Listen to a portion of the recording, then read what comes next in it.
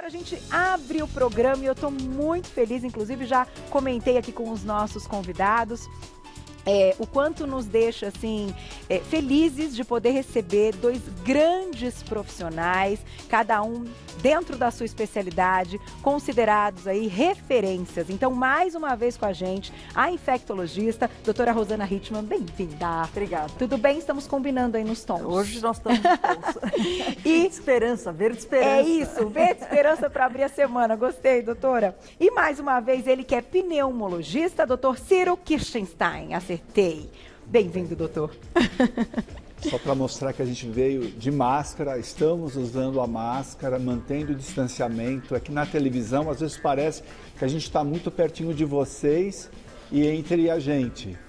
Mas tá tudo aqui, ó, já tô com meus bracinhos abertos, distante, eu vou sentar aqui ao lado deles, e é isso mesmo. Eu acho bacana também que vocês comprovaram que toda a equipe aí fazendo tudo certo, né? Todo mundo motivado para dar certo, desde o primeiro dia. Então, vou sentar aqui ao lado, porque a gente tem essa dupla hoje, gente, para um assunto que é claro, né? A gente vai falar de Covid, a gente vai falar de coronavírus, só que Lígia, minha produtora, fez um resgate das principais dúvidas atuais do Covid, né? Um pouco antes de começar o programa, a gente estava comentando quanto a gente já aprendeu desse vírus, e é claro que em algum momento as dúvidas também vão se modificando.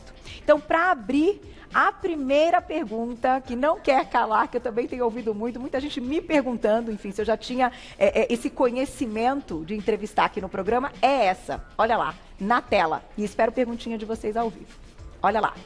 Meu marido está com Covid. É certo que terei a doença? Quantos casos já ouvimos, né? Relatos das famílias que um pegou, contraiu e o outro foi fazer ali a sorologia, o mesmo teste. E nada disso, doutora. Bem-vindos. Bom, obrigada pelo convite, é um prazer estar aqui. Essa pergunta, como você falou, é bem recorrente mesmo. A chance dela ter a doença é muito alta. A gente está vendo que a transmissão intradomiciliar é bastante frequente, tá? Por isso que a qualquer sinal ela tem que já ficar atenta para fazer aquele teste para ver se você está infectado, que é aquele do cotonete. Esse é o para saber se hoje você está infectado. Ok. Existe até, e vários países fizeram isso, que quando você tem um caso dentro de casa, as pessoas ao redor que moram, que convivem com este caso confirmado, deveriam fazer o teste do cotonete, porque às vezes elas podem não ter sintomas e estar infectadas. Tá. A hora que você faz o diagnóstico, a chance dessa pessoa sair de casa é muito menor do que se ela não fizer o teste e se sentir bem. Sem dúvida. Então a gente sugere fortemente que sim, que faça o teste, mesmo que esteja sem sintomas, para ver se eventualmente está infectado. Existe alguma chance dessa pessoa não se infectar? Sim, nós temos visto isso. A resposta para isso eu ainda não sei te falar. Pode ser fatores genéticos, fatores imunológicos, mas o fato é que a imensa maioria das pessoas que convivem, sim, vão ter a doença. A chance é maior. É maior, sem dúvida. Casos aí relatados que isso não ocorreu é minoria. É minoria. Acontece, no entanto, é minoria. Exatamente. Tá aí. Vamos para a próxima perguntinha na tela, e claro que perguntas ao vivo, hein? Quem precisa ficar em isolamento? Gostaria de ouvir aí a opinião dos dois. Doutor Ciro, se você quiser comentar. Bom, principalmente as pessoas que vão ficar, que não têm nenhuma função essencial, né? Então, as pessoas que não trabalham na área de saúde, não trabalham na área de transporte, elas têm que realmente trabalhar e vão ter que sair à rua. Então, as pessoas que têm maior risco de adquirir a doença e desenvolver quadros mais graves, ou seja, as pessoas com mais de 60 anos, as pessoas que têm outras doenças, como diabetes, doença pulmonar obstrutiva crônica, doenças com imunodeficiência, hipertensos, fumantes, obesos, quer dizer, uma lista grande de gente. Essas pessoas têm que se precaver realmente e evitar o contato com outras pessoas. Tá aí. Doutora, eu vou aproveitar essa pergunta e completar na seguinte questão. Hoje, com algo, né, que a gente tenha a mais de informação a respeito do Covid, também mudou alguma coisa nessa questão? Então, assim, grupo de risco, como o doutor acabou de contar, eles permanecem os mesmos do que a gente já tinha no início. Algo mudou em relação a isso de lá para cá? Olha, Carol, o que a gente pode falar é que, por exemplo, um grupo de risco que no início não estava muito aparente e agora ninguém tem a menor dúvida, eu diria até que é um dos fatores de risco importantes no nosso país é a obesidade ou sobrepeso. Tá.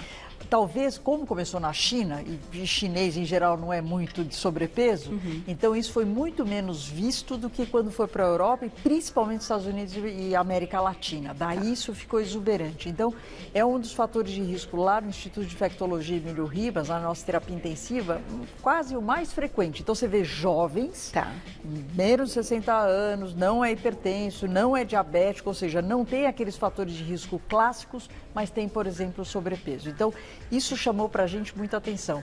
E outra coisa que tem chamado a atenção agora, mais recente, é a mudança um pouco da faixa etária.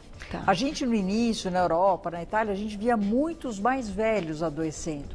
Talvez até pelo fato deles fazerem melhor a quarentena, estarem menos expostos, e os jovens é que estão saindo, estão se expondo, estão entregando as coisas dos aplicativos, ou seja, eles estão se expondo mais. Aqui no Brasil a gente está vendo a frequência da doença numa população mais jovem do que foi descrito anteriormente. Então, não que ele seja uma população de maior risco para ter complicações, mas é hoje uma população de maior risco para ter a doença. Entendi. E, claro, de certa forma, acabar transmitindo. Ainda que não... E transmitem bem, né? Tem algumas teorias achando que quem melhor transmite o vírus é exatamente o adulto jovem, que é este que está circulando. Entendi. Então, isso é importante. Ou até as crianças, né? Com todo, né, com protocolo, né, a gente não temos escolha, né, isso eu acho que algumas coisas até que acabam sendo óbvias, né, a gente não coloca na pauta, mas fiquem à vontade para mandar perguntas, mas fato é que a realidade é essa, então a gente não precisa voltar, é daqui para frente, né, vamos dar para frente e ver. Próxima perguntinha, olha lá, essa é bem comum. Posso fazer testes, então, sem sintomas? Como é que está a recomendação? É só quando alguém que teve contato e contou que realmente está com Covid que a gente faz ou não? Em medicina, a gente quando pede um exame, ou até quando faz uma pergunta na anamnese, a gente tem uma intenção. Então, é importante ter uma intenção quando você pede um teste. Então, você pode pedir um teste para uma paciente com uma expressão clínica, vem alguém com febre, eu quero saber, bom, essa febre é uma gripe, é um Covid ou é uma pneumonia bacteriana? Então, primeira pergunta é por que ela está tendo isso? Eu posso, como Ministério da Saúde, uma ideia, querendo ter uma ideia epidemiológica, testar a minha população para saber qual é o comportamento do vírus dentro da população. Então, conforme a pergunta, quem eu vou testar, quantas pessoas eu vou testar, varia muito, né? Hoje a gente tem o teste que busca o próprio vírus na pessoa. Então, depois de 2, 3 dias que a pessoa se infectou, você tem uma carga de vírus muito grande, principalmente na faringe, no nariz. Você enfia um cotonete com uma técnica especial e você tenta recolher esse material do vírus. E aí você vai fazer o exame. Se você achar o vírus, em geral é uma expressão aguda da doença. A pessoa está com o vírus. Ela pode estar doente ou pode não estar doente. Então, se você fizer isso numa pessoa com febre, entendeu? É porque você está fazendo um diagnóstico da infecção, a pessoa está doente. Se você fizer isso na população, você vai ter uma ideia de quantas pessoas estão portando o vírus, às vezes mesmo sem estar doente, né? Mas ela está transmitindo o vírus. Quando os glóbulos brancos eles têm contato com essa proteína do vírus, elas começam a produzir anticorpo, né? A gente não sabe ainda direito como que funciona essa imunologia para combater, mas os primeiros anticorpos que são criados se chamam IgM e IgA, porque já está todo mundo ouvindo isso. Muito, E mais posteriormente, você cria um anticorpo que vai dar memória imunológica. Esse sim é importante para até a gente ter a resposta se você vai poder ter 2 ou 3 infecções, se você vai estar posteriormente, se a vacina vai funcionar. É o IgM que é importante. Então, se você fizer o exame de IgA e IgM em 1 semana ou 2 semanas, você consegue começar a detectar. Antes você não consegue achar esse Tem que dar esse tempo. E depois de 2, 3 semanas você consegue achar já o IgG. Então vai depender desse tipo. E depende o custo, tem lugar que custa R$300 um exame desses. Então, você tem que ter um momento oportuno, você tem que ter um objetivo para você poder gastar o dinheiro de uma maneira eficiente para você ter a resposta que você precisa. Essa parte acaba dificultando bastante, né? A questão do preço, do valor dos testes. Eu posso só claro, uma doutora. coisa? Vocês viram que, sei lá, 1, 2 semanas atrás, a ANS tinha liberado que os convênios tinham que cobrir a sorologia, que são os exames para ver se eu tenho anticorpos contra o vírus, tá? Essa semana, eles voltaram atrás. Por quê?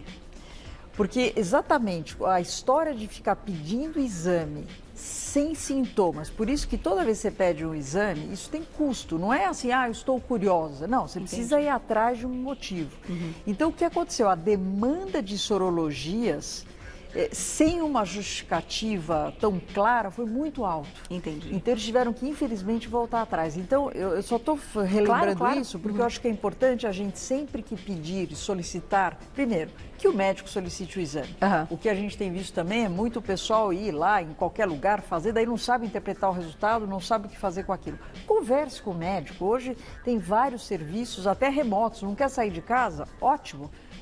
Conversa com o seu médico de uma forma remota. Dá para fazer a coleta também em casa, né? Dá para fazer coleta em casa, drive-thru, ou seja, eu só acho importante a gente não banalizar a sorologia, porque daí o que aconteceu? Eles tiraram uma coisa que tinha sido um avanço, né? Porque começou a se fazer de uma maneira indiscriminada. Entendi. Até por essa questão da curiosidade em si, né? A gente comentou há pouco. Eu acho que isso aqui ainda não disse no ar, eu contei em rede social, mas enfim, fica como também uma base. Como eu estou no ar todos os dias, desde o primeiro, então estamos há quase 5 meses, minha médica achou conveniente que eu fizesse sorologia para manter um controle. Por quê? Porque eu estou saindo todos os dias, né? E estou tendo contato, inclusive, com médicos, enfim. E aí, enfim, eu comentei, deu negativo, então tudo certo. Mas é importante a gente entender que momento, para quem se aplica essa questão que você está dizendo, para manter esse controle do já tive ou não tive, ou tem os anticorpos. Vamos ouvir, então, nossos convidados a respeito dos sintomas. Surgiu algo diferente do que, né, desse primeiro momento? Eu vou falar como infectologista e deixo para o Ciro completar a parte da pneumologia. Combinado. Eu diria para você que o que mais chama atenção para nós, no sentido de... Porque a Covid-19 é uma doença que confunde com várias outras. Mas, lógico, nós estamos no meio de uma pandemia, qualquer paciente chega para nós com febre, um pouco de cansaço, é a primeira coisa que você tem que pensar. Mas eu te diria que tem uma característica que chama muito a atenção, que é a história da perda do olfato e do paladar. Isso é praticamente 100% de chance de ser Covid, mesmo que a pessoa esteja clinicamente bem.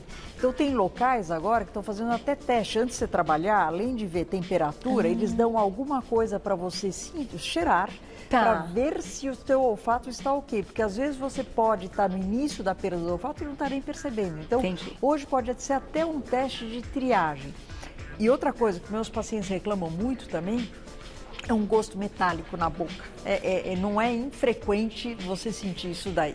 Os outros sintomas são aqueles velhos conhecidos que a gente já falou várias vezes, então eu só queria destacar isso daí do ponto de vista clínico da infecto. Não sei se você tem alguma coisa a mais para destacar. Vamos falar da sua especialidade, doutora, e me surgiu uma questão ainda para você completar. Quando o paciente apresenta febre, que é algo, então, que pode ocorrer, é um sinal que ele tem mais chance de ter um agravamento da doença do que só perder o paladar e por exemplo, o olfato? Alguns sinais e alguns exames são indicativos de maior gravidade. Tá bom. Febre, dor de garganta, tosse, coriza são sintomas mais clássicos, mais importantes. A perda de olfato, a perda de paladar também. 15% tem diarreia. Uma das coisas que a gente observa nos doentes mais graves, além de ter uma febre mais contínua, eles também têm alguns exames muito alterados, em geral relacionados à coagulação. Então, é muito comum, quer dizer, para mim acaba sobrando muitos casos de embolia de pulmão, trombose venosa, infarto agudo do miocárdio, como complicações quando a pessoa já está numa insuficiência respiratória. E às vezes até tardiamente, né? E algumas sequelas pulmonares, até renais também. Então, a gente vê que a doença é diferente da gripe. Ela é mais prolongada, e ela tem uma fisiopatologia, alguns mecanismos que envolvem o sistema de coagulação que são diferentes da gripe. Perfeito. Mais perguntinha, olha lá. Na tela, daqui a pouquinho tem perguntinhas. Ah, já tem perguntinha do público. Val, obrigada, um beijão. Quem já pegou, pega de novo? Essa é boa também, porque todo mundo quer saber, né? Olha, Val, é o seguinte, até agora, e nós estamos falando de 6 meses de evolução, não tem nenhuma comprovação de quem já pegou, pegue de novo. O que os especialistas estão falando é que seguramente nos primeiros 3 meses não, e a longo prazo é que nós vamos ter que entender o que está acontecendo. Tá. O que nós estamos vendo, e que talvez é isso que dá um pouco de confusão, são pessoas que permanecem com o exame positivo por períodos muito prolongados, ou às vezes tiveram a doença, o exame negativou e depois lá para frente ele aparece positivo de novo. Tá. Não significa que a pessoa está tendo novamente a doença, significa que você ainda tem algum resquício de material genético do vírus na sua nasoorofaringe. Certo. No entanto, mesmo sem uma comprovação científica, então, que a gente, quem tenha e após esses 3 meses possa ter novamente, a gente sempre se questiona, e até conversando aqui entre a equipe, eu acho que, né, agora tá todo mundo que se encontra, o assunto é realmente esse. Então, assim, se numa primeira, né, vez que teve um contato com o vírus, a pessoa, então, não teve um agravamento, não veio a óbito, enfim, numa segunda vez que contraísse, que tivesse o contágio, a chance não seria ainda menor de ter uma complicação? Agora falando aqui como paciente, porque eu acho que as pessoas querem saber exatamente isso, né? Popularmente, como é que a gente pensa nisso? Pensando com bom senso, faz sentido. Faz sentido. De uma maneira geral, as doenças infecciosas, quando você tem a primeira vez o contato com o vírus, qualquer um dos vírus, você tem um quadro mais exuberante e a segunda infecção, a infecção secundária, ele tende a ser muito mais brando, por quê? Porque você já tem anticorpos, teu sistema imune vai lá e fala, opa, já te conheço. Então ele produz os anticorpos mais rápido e combate a infecção. O problema do novo coronavírus, e por isso que a gente tem muita dificuldade de afirmar qualquer coisa, eu sempre falo, quem afirma muito fácil, desconfia, porque a gente tem muita dúvida ainda. Tá.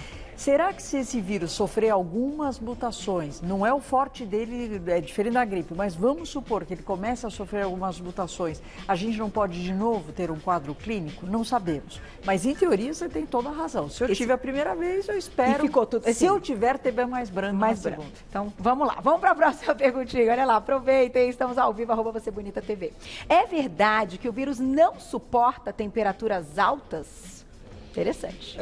Depende, eu não entendi a intenção da pergunta. Acho que falando de alimentação e do consumo, pelo que eu porque pensei. pode ser assim, por exemplo, num país tropical, que a temperatura é mais alta, a chance de adquirir o vírus é menor do que, por exemplo, na Suécia, que é super frio, isso já foi derrubado, entendeu? Verdade. O vírus, ele tem um poder de infecção que é para todo mundo respeitar, entendeu? Respeitar bastante. Mas no caso da comida ali, da alimentação. Agora, uma das orientações, por exemplo, a máscara de pano que a gente usa, o ideal seria lavar em água quente. Então você usa sabão e usa água quente para lavar, que você aumenta a eficiência. Mas assim, por exemplo, o fato de você comer uma comida em temperatura de 30 graus, 35 graus, não tem um menor efeito em termos de prevenção, entendeu? Tem que usar máscara, tem que lavar a mão antes e depois. A comida como foco de transmissor não é dos mais importantes, mas não custa nada chegar do supermercado, da feira e lavar todos os sacos. Porque que acontece? Uma pessoa espirra no saco, entendeu? Você está no metrô, alguém espirrou. Você passa a mão no saco para carregar. Você chega em casa e coça o olho, o vírus ele aguenta várias horas no ambiente seco. Então é capaz de você, depois de 1 hora, 2 horas que encostou num corrimão, num alimento, você levar a doença para você. Regra número 1, não ficar levando a mão às mucosas, né, gente? Isso não mudou de lá para cá. E outra coisa, eu concordo e acho que tem algumas coisas também que eu sempre gosto de falar para também não deixar o povo tão apavorado. É que o mais importante, Ciro, na minha opinião, é sempre as mãos. Né? Eu brinco, o pessoal fala, eu adoro quando você fala que o vírus não sai voando da sacola e vem para o seu olho. Não vai sair voando, é as mãos. Então, se a gente fizer o que você está fazendo, higienizar as mãos, na minha ótica, é o mais importante. Você não deve colocar a mão no rosto, lógico, a hora você está no metrô, você segurando a sacola, você está sem o álcool, você não sabe o que está acontecendo. Nas mulheres, eu acho que as roupas todas estão sujas de maquiagem, porque eu criei um jeito aqui no programa também de fazer assim, de coçar com o lado de dentro, né, na hora do intervalo, né, meninos? Aqui fica sujo, enfim. Mas é a dinâmica. É a dinâmica do momento. É o novo normal. Vamos para a próxima perguntinha. Aproveitem na tela. Existe a possibilidade do vírus ficar alojado no corpo, como o da herpes, por exemplo, e causar outros danos ao organismo? Isso já é conhecido, ou enfim, se manifestar de outra forma tempos depois? A princípio, não. Porque esse vírus, o coronavírus, ele é de uma família diferente da família do herpes viridae, que é o nome do grupo herpes. Tá. O grupo herpes são vários vírus, não é só aquele herpes que ela está se referindo, herpes labial, genital. Tem vários vírus, citomegalovírus, herpes zoster, né? O Epstein-Barr, são vários vírus que pertencem a esse grupo herpes e eles têm por característica essa coisa da recidiva. Então, é super esperado que qualquer novo vírus da família herpes vai ter esse comportamento. Tá. O coronavírus não. Até hoje, tudo que a gente conhece do coronavírus, ele não fica latente em algum local lá para depois ter a sua reativação. Mas como tudo é novo, vamos observar. Mas a princípio, não. Perfeito. Perguntinha do público agora. Olha lá quem escreveu pra gente.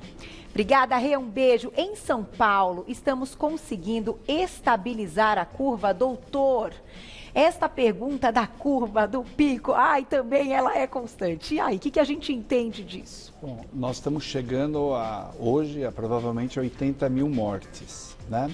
A questão dos testes, para a gente saber a circulação, ela é feita basicamente em laboratórios públicos e privados, a maior parte é em privados.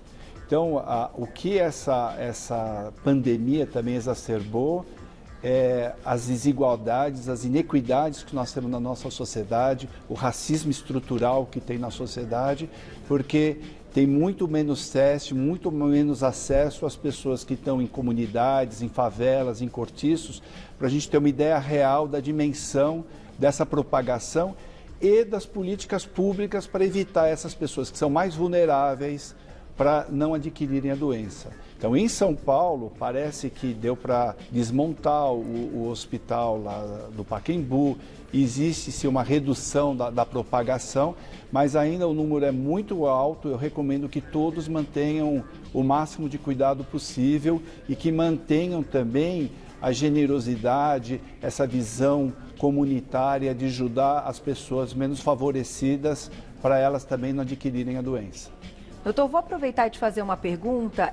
Quando a gente fala do tempo de UTI, também era algo muito comentado anteriormente, da questão pulmonar, né? Um período que o paciente podia ficar ali no respirador ou entubado. Hoje mudou? Hoje eu li a respeito, mas eu acho sempre importante a gente entender, porque às vezes quando a gente vê uma nota, uma notícia, o que está ali no título, muitas vezes não é o que está escrito abaixo. Então, te pergunto ao vivo. O tempo de UTI hoje, já tendo conhecido uma série de mecanismos da doença, diminuiu?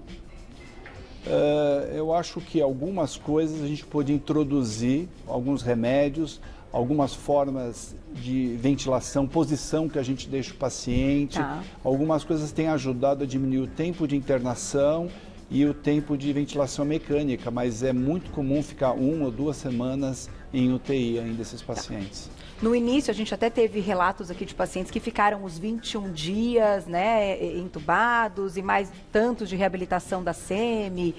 Então, pelas suas palavras, um pouquinho talvez tenha reduzido com esses novos, né, protocolos que vocês têm colocado. Que bom. Vamos lá. Mais perguntinha, tem do público já, né? Mais uma? Olha lá. Não, essa é da produção. Podemos dizer que o coronavírus nunca irá desaparecer, doutor?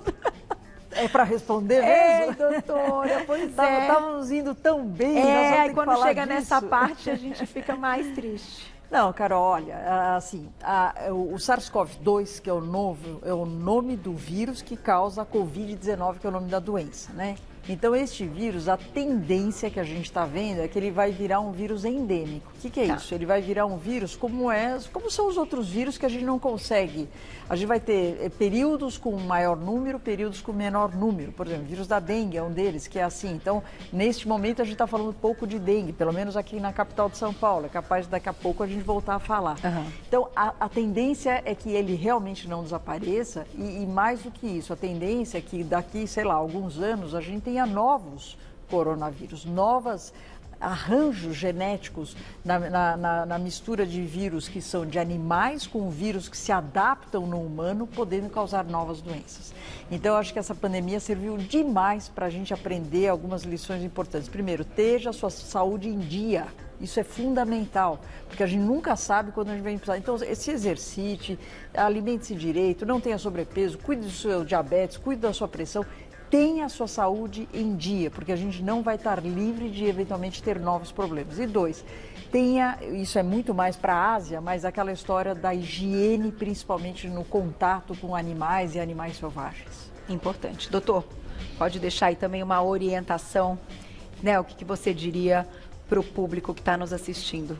Eu acho que o aprendizado é muito grande mesmo, né? Isso que a Rosana está falando é porque já tem outros coronavírus circulando no mundo, né? No ano passado eu fui fazer um curso em Harvard e teve uma aula de pandemias e situações de catástrofe. E eu assisti rindo, eu falei, isso nunca vai chegar do Brasil, tem um ano isso daí. Olha só. Falou sobre a epidemia de coronavírus, principalmente na China e na Coreia, há alguns anos atrás. Por isso que eles já tinham know-how e já sabiam como lidar. Então, essas coisas de reserva de saúde é importante, reserva de dinheiro, você tem que ter uma reserva para poder aguentar 3, 4 meses, estudo, né? Ampliar a rede de estudo para você ter condições, acesso à internet.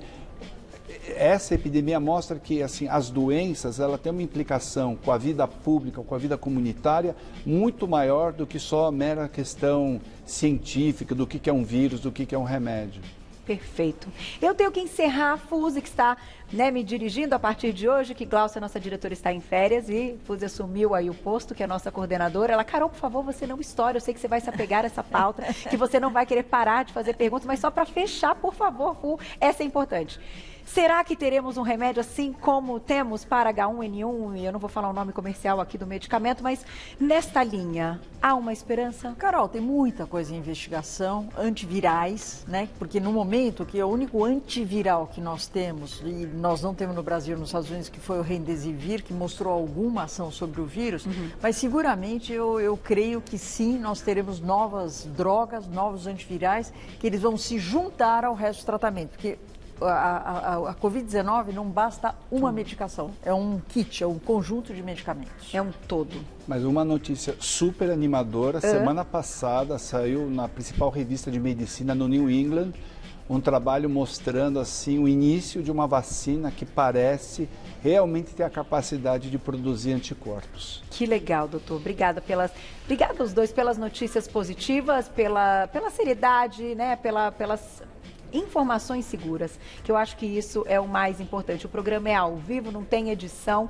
então as respostas são muito claras, eu acho que é isso que ajuda o público todo dia. Muito obrigada. Voltem, que essa honra que vocês me deram, obrigada, viu, Lígia? Eu fico imensamente feliz em poder ter essa dupla aqui, referência cada um na sua especialidade, doutora Rosana Hittman, que é infectologista, lá no Instagram você acompanha, @Rosana Hittman, tudo junto.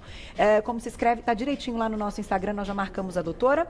E o doutor Ciro Kirstenstein, certo? Agora eu mandei demais, bem. Agora eu peguei a manha. Sociedade Brasileira de Pneumologia, SBPT, para encontrar aí mais informações. E nas redes sociais também, já está no nosso Instagram. Muito obrigada, gente. Ótima semana. Fiquei muito feliz em poder abrir a semana com o otimismo e com as respostas. Até a próxima. Um beijo.